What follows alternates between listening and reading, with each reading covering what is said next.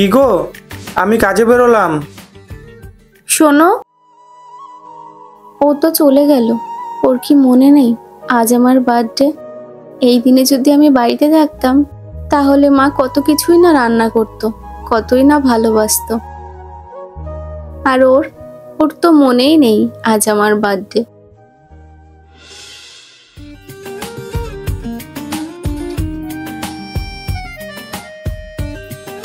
কি এর মধ্যে?